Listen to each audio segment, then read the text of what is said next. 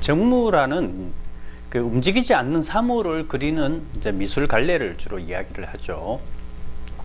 뭐 흔하게 보면 뭐 꽃병이나 과일, 또 그리고 이제 우리 일상생활과 관련된 주변의 여러 사물들을 이제 소재로 주로 그립니다. 정무라는 이 하나의 독립된 미술 갈래입니다.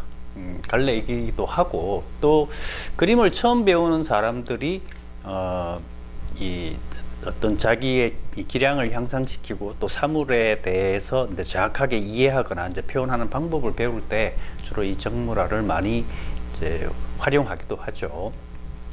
그렇다면 북한의 조선화에도 정무라가 있을까요? 결론적으로 얘기하면 북한의 조선화에서는 정무라라는 말은 없습니다. 그런 개념이나 용어를 사용을 하지도 않는 것 같아요.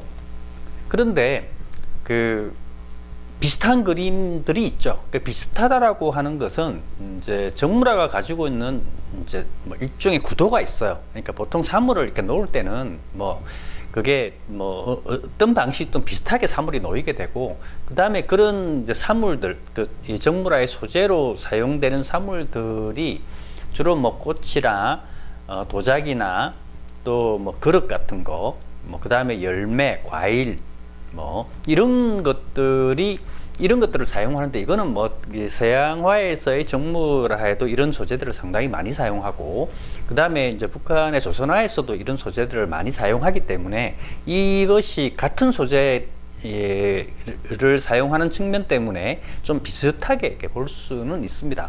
하지만 엄밀하게 따지면 이 서양의 이 정무라와 조선화에서 그리는 정무라는 엄격히 좀 다르다고 볼 수 있죠.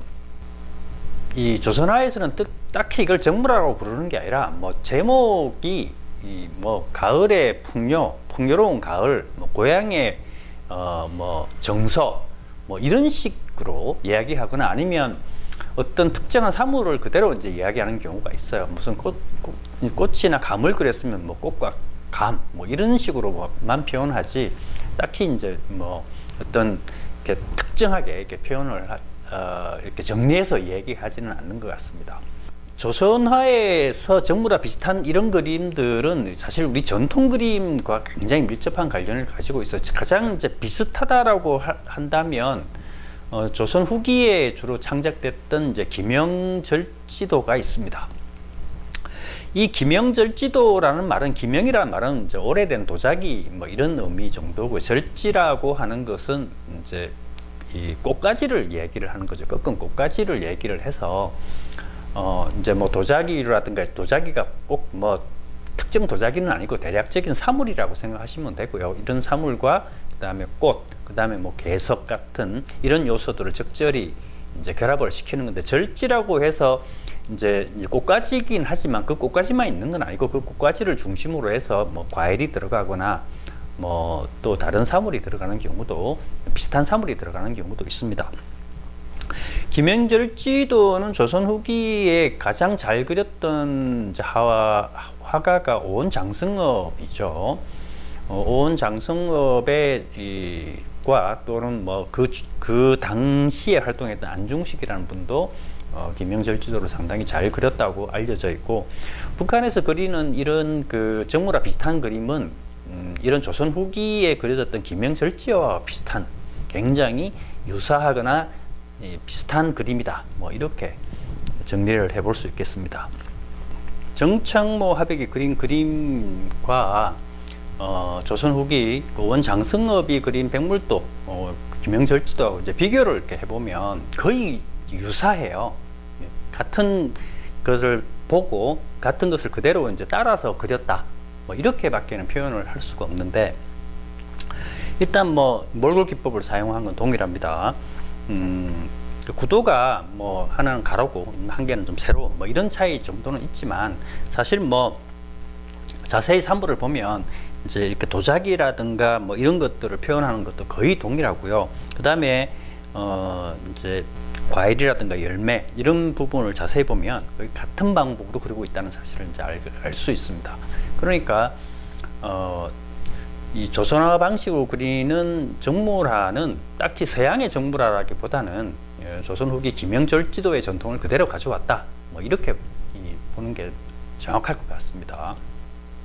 1990년대쯤에 몰골기법이 이제 복원이 되긴 하지만 이 몰골기법으로 그림을 그릴 수 있는 사람들이 그렇게 많지 않았다는 이야기입니다. 그러니까 이것을 주도할 수 있는 사람들은 일제강점기라든가 뭐 이 전후에 태어나서 실제로 이 몰골기법을 배웠던 사람들, 이런 화가들이 주도를 할 수밖에 없었죠. 주로 원로 화가들입니다.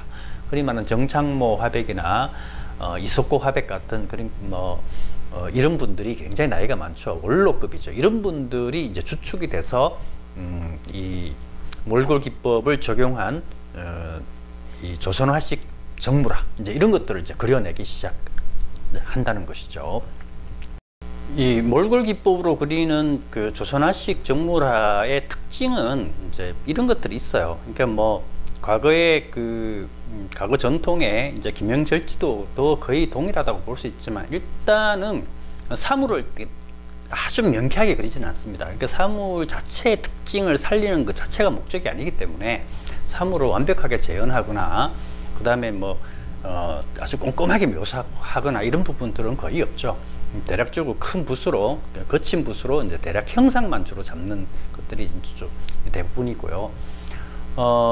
구도는 과거에 김영절지도 같은 경우는 사물의 겹침이 많지가 않아요. 사물을 겹쳐 그렇게 되면 앞과 뒤가 발생을 하기 때문에 이 김영절지도 같은 경우는 각각의 사물의 독립성도 굉장히 중요하게 여기는 반면에 조선화식으로 표현하는 이런 거는 좀 약간 서양화처럼 겹침이 사물과 사물을 많이 겹치는 그런 구도법을 사용을 합니다.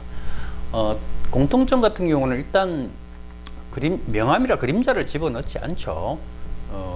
대신에 이제 이런 명암이나 그림자가 들어가지 않으면 사물이 자칫 굉장히 만화처럼 가벼워질 수 있잖아요. 이런 부분을 해결하기 위해서 이제 이 농담, 진하고 옅고 이제 이런 농담이라든가 선의 강약이라든가 이런 것들을 이용해서 사물의 재질감이라든가 무게감을 좀 잡아내고 있고요. 그 다음에 원근법 같은 것도 사용을 하지 않습니다. 앞과 뒤가 겹쳐 있긴 해도 거의 뭐 똑같다라고 봐요. 같은 시점이라고 봐야 되고 저 멀리 뭐가 뒤가 흐려지거나 이런 것은 없죠. 당연히 그러다 보니까 배경은 없습니다. 배경도 없고 그림자도 그리지 않고 사물이 공중에 떠 있다는 느낌은 들지는 않아요. 그러니까 어떻게 표현하는 방식이 차이만 있는 것이죠.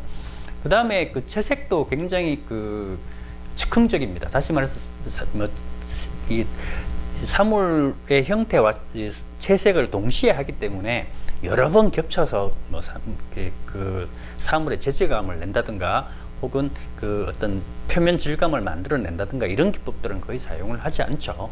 그래서 이런 그림들은 딱 즉흥적으로 그렸기 때문에 즉흥성이 강하기 때문에 보는 사람도 굉장히 편안하게 볼 수 있는 장점이 있어요. 그러니까 막 그림을 보고 사물을 과도하게 그렸을 때 이렇게 막 쪼여져 있는 이 느낌이 이 감상자한테 그대로 전달된단 말이죠. 이 전달되다 보면 보는 사람도 굉장히 몸을 긴장을 할 수밖에 없어요. 거기에 비해서 이렇게 몰골 기법으로 이제 그려놓은 그림들은 감상자들도 이제 좀 긴장을 풀고 이제 편안한 상태에서 수용을 할 수 있는 이런 장점들을 가지고 있습니다. 조선화라고 그려진 조선화식 정물화는 북한 내부라든가 북한 화가들에 의해서 아주 많이 창작되고 인기가 좀 높다라기보다는 오히려 이게 이제 해외 쪽에 해외에서 더 많이 관심을 가지고 있는 것 같습니다. 이를테면 서양에서도 김영절지도 다시 북한식 조선화식 정물화에 굉장히 관심을 많이 가지고 있죠. 이제 왜 그러냐면 이렇게 서양 문화 자체가 좀 개인성이 굉장히 강하잖아요. 그런데 이제 바로 그런 지점과 북한의 몰골 기법으로 그리는 이제 정물화가 이제 같은 맥락으로 연결된다는 이야기죠. 그러니까 굉장히 서양인들이 봤을 때 이제 북한을 좀 폐쇄적이고 왠게 좀 답답하고 왠게 집단적이고 이제 이렇게 바라보다가 굉장히 그거와 관련 없는 굉장히 이제 좀 자유롭고 즉흥적이면서 또 개인성이 아주 강한 이런 몰골 기법의 이제 그림을 보게 되면 굉장히 이게 마음에 탁 와닿다는 느낌이 드는 거죠.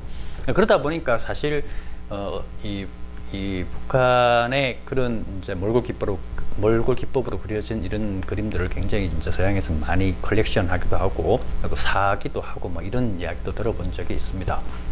조선화 방식으로 그리는 몰골 기법의 이런 정물화가 북한 사회에서 이제 어떻게 자리를 잡고 또 어떤 식으로 발전할지는 뭐 정확히 알 수는 없죠.